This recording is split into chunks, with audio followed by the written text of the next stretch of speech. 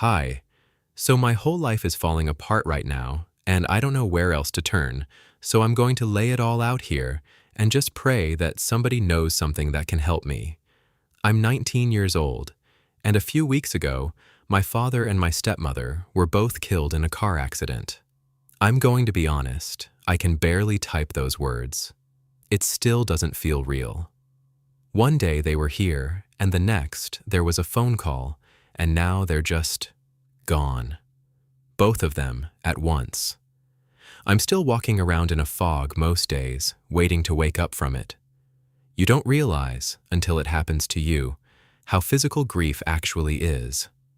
I keep reaching for my phone to text my dad something dumb, and then remembering. I walk past a chair he used to sit in and my chest just seizes up. My stepmother used to hum while she cooked, this little tuneless thing she probably didn't even know she was doing, and the silence in the kitchen now is one of the loudest things I've ever heard. They were good people. My dad worked hard his whole life and still made time to be goofy with us. My stepmother took me in when she married my dad and never once treated me like anything other than her own. 7 years, she was a mother to me. And now there's just this enormous hole where two whole people used to be, and I'm supposed to somehow keep functioning around it. My dad had been married to my stepmother for 7 years, and when they got married, she brought a daughter into our family from a previous marriage. That little girl is 8 years old now, and I need you to understand something about her before I go any further, because she's the whole reason I'm writing this. I love that little girl with my entire heart, completely and unconditionally, as if she were my own flesh and blood sister. I have watched her grow up since she was tiny. I have been her big brother for 7 years. There is nothing in this world I wouldn't do to keep her safe. Nothing. She was 1 year old when our parents got married. 1. So I don't really have memories of a time before her. I taught her to ride a bike. I helped her with her homework at the kitchen table. I checked her closet for monsters when she was scared. And I sat through more tea parties and cartoon marathons than I could ever count. When she has a nightmare, it's my room she pads into in the middle of the night. When she's proud of a drawing, I'm one of the first people she runs to show it to. Blood or no blood, that is my sister, in every single way that has ever mattered. I have been one of the most constant people in her entire life, and she has been one of the biggest joys in mine. And that's exactly why, right now, in the middle of already losing my dad and my stepmother, I am absolutely terrified that I'm about to lose her too, because I don't think I could survive that. I've already had my whole world cut in half in a single phone call, and now the one piece of my family I have left, the one person who needs me as much as I need her, might be taken away too. The thought of it is almost more than I can bear on top of everything else. Here's the situation.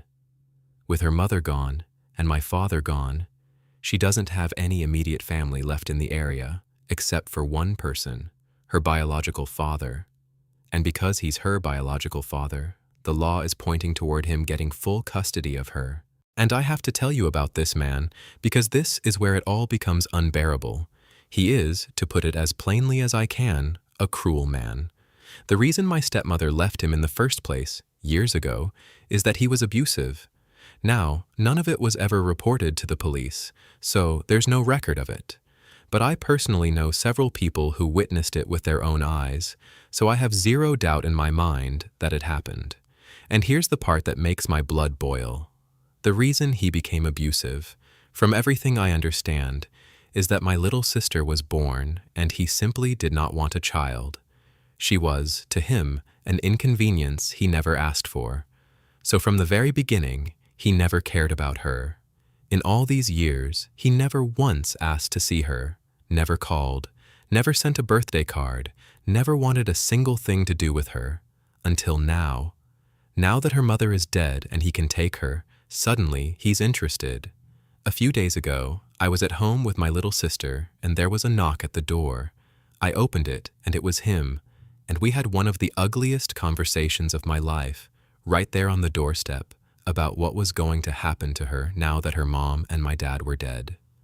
I told him, as calmly as I could manage, that if he did end up with custody, I wanted to be able to see her as often as possible, because she's my family, full stop. And he looked at me, and he told me no. But it was worse than just no.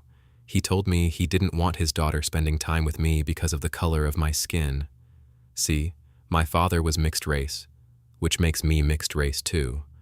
And to this man, that made me something less than human. I'm not going to repeat the exact word he used. It was uglier than anything I'm willing to put in writing. But he said it to my face, about me, in the home where I'd helped raise his daughter, days after my father died. I slammed the door. I was shaking.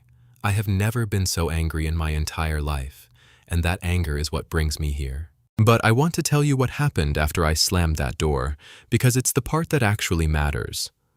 I turned around, and my little sister was standing there in the hallway. She'd heard some of it, and she had this look on her face, this scared, small look. And she asked me if she was going to have to go live with that man. And I got down on my knees so I was at her level, and I looked her in the eye, and I promised her that I was going to do everything I possibly could to make sure she stayed with me. I don't know if I had any right to make that promise. Legally, I had no idea if I could even keep it. But looking at her scared little face, there was nothing else I could have said. And in that moment, I decided that I would burn down the whole world before I let that man take her somewhere she'd be unwanted and unsafe. So now I have to figure out how to actually keep the promise I made her. So I have some questions, and I'm begging anyone who knows anything to help me. First, is there anything at all, that can be done to stop him from getting custody? I know there are no police reports about the abuse, and from all the research I've done, his criminal record is clean. Second, if I can't stop the custody, could I at least go to a court and argue that I have the right to visit her? I know I'm not actually biologically related to her, so I honestly don't know what standing I even have. And third, if I can't even force visitation, is there any way I could just straight up adopt my little sister myself? Because I would do it in a heartbeat. I have an office job that pays well, so money isn't an issue. I have my own apartment, and I am 100% willing to become her full-time guardian, starting today. I would give her my whole life. I need to add one more thing, and it's the most important thing. My sister does not want to live with her father. She has told me, in her own words, that she wants to live with me. So please, if anyone knows anything, I am at the absolute end of my rope, and I will do literally anything to keep my little sister close to me. I do not care what it costs. Thank you to anyone who reads this. Update. I got custody. I'm sorry, I know I should ease into it, but I've been waiting weeks to be able to type those 3 words, so I'm just going to say them right at the top. After what has genuinely been one of the most stressful and painful months of my entire life, I got custody of my little sister. She's mine now, officially. Let me tell you how it happened, because so many of you helped me get here. The first thing I did was take the advice that so many of you gave me, and I got a family lawyer. And I have to tell you about this woman, because she turned out to be one of the kindest, most helpful human beings I have ever met in my life. When I first sat down with her, I couldn't even get through the story of how my dad and stepmom died without breaking down. I was sobbing in her office, this total stranger's office, barely able to speak. And she was so gentle with me. She waited and she listened, and when I was finally able to get it all out, she looked at me and she told me she was going to do everything in her power to help me. And she meant it. And I have to pause on that, because I don't think I fully understood until then how much I'd needed one adult in a position of power to just be on my side.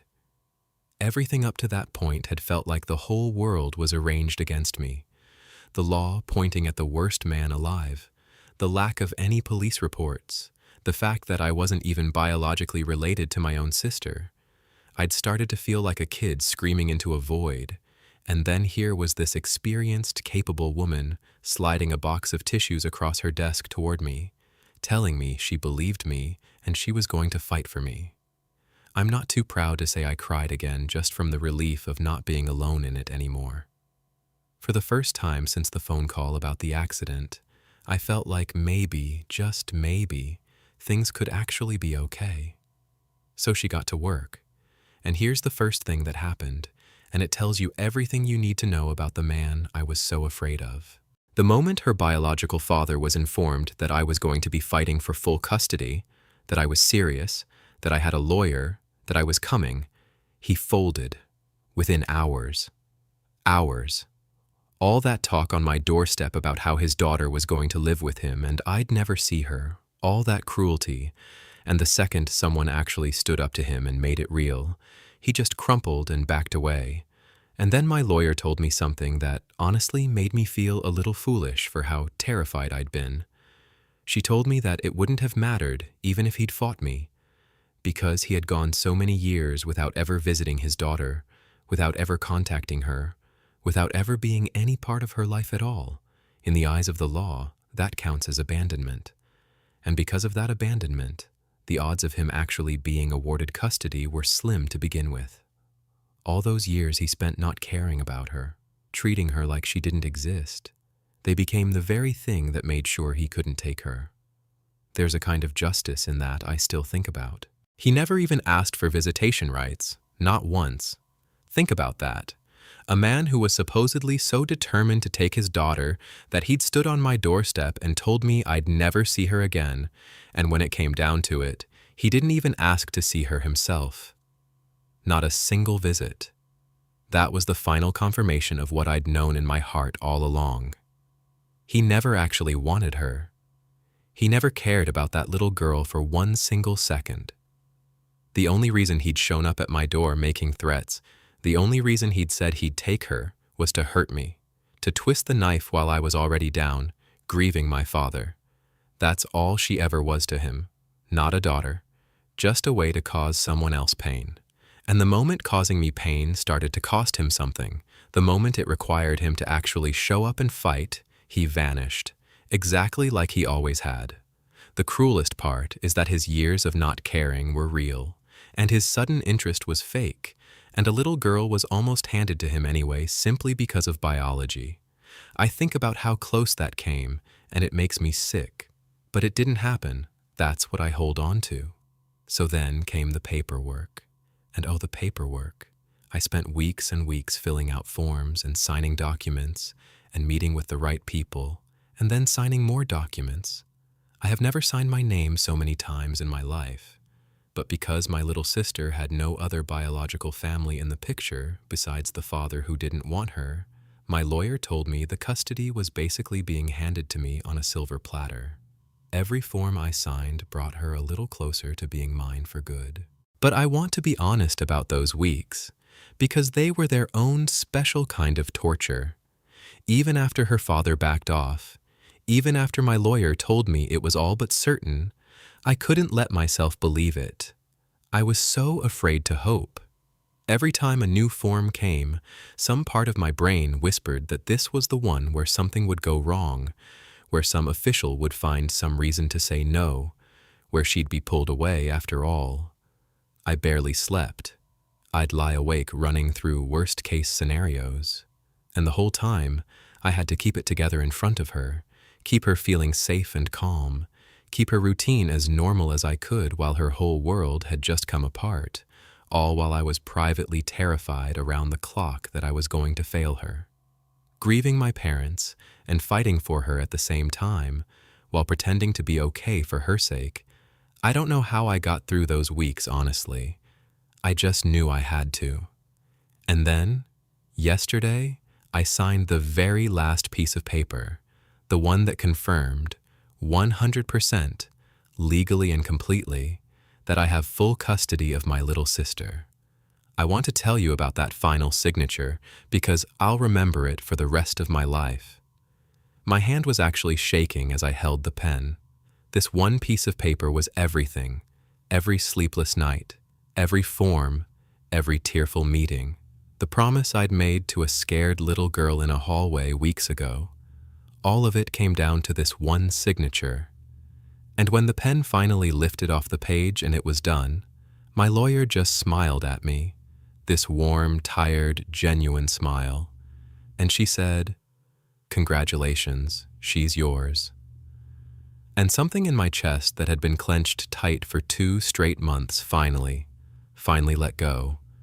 And after I signed it, I went home, and I told my sister it was official, that she was staying with me forever, that no one was ever going to take her away.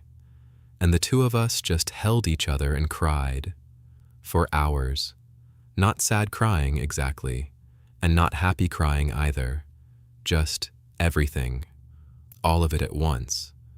The grief of losing her mom and my dad, and the terror of these past 2 months that I might lose her too, and the overwhelming relief that it was finally over, and she was safe and she was staying with me. It all just poured out of both of us, together, on the couch, for hours. We're both still working through it. We're grieving her mother and my father, and that's not something that heals in a month or a year. Some days are very hard. There are nights she cries for her mom, and there's nothing I can do except hold her and tell her it's okay to miss her. There are mornings I have to excuse myself so she doesn't see me lose it over my dad.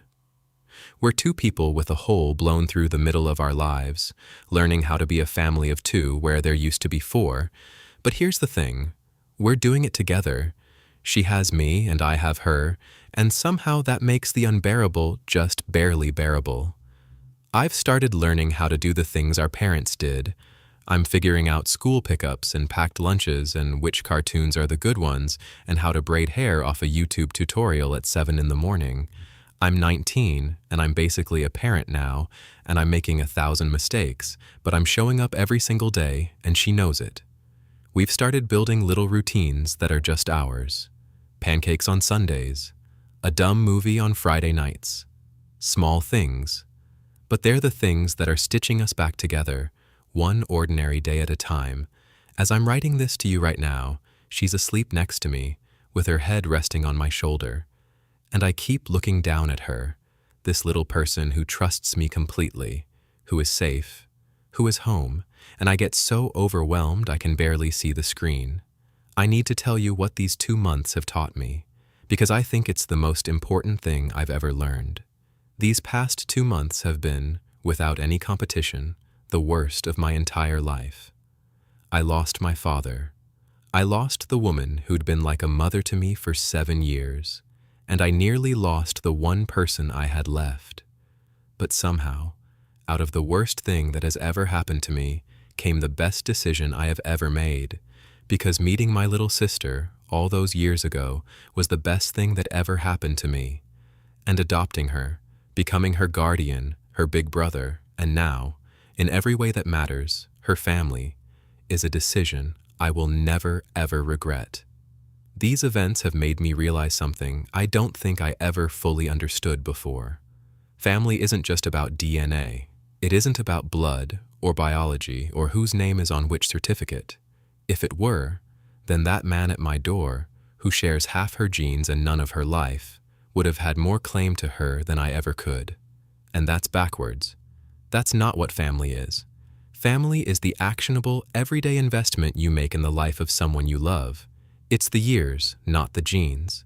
It's the person who checked your closet for monsters and the person who taught you to ride a bike. It's showing up. It's fighting for them when it would be so much easier to walk away. It's the person whose head is resting on your shoulder while they sleep, because they know, all the way down in the deepest part of them, that they are completely safe with you. Her biological father had 8 years to be her family, and he threw every one of them away. I got to be her family instead, and I would sign those 1,000 papers 1,000 times over for the privilege. She's not my blood. She never was. She's my sister. She's my family. She is, without any exaggeration, the best thing in my entire life. And now, finally, after the worst 2 months I have ever lived through, nobody can ever take her away from me again. Thank you, from the very bottom of my heart, to every single person who helped me. I don't have the words for what it meant. Go hug the people you love tonight. Hold them a little tighter. You never know how much time you get.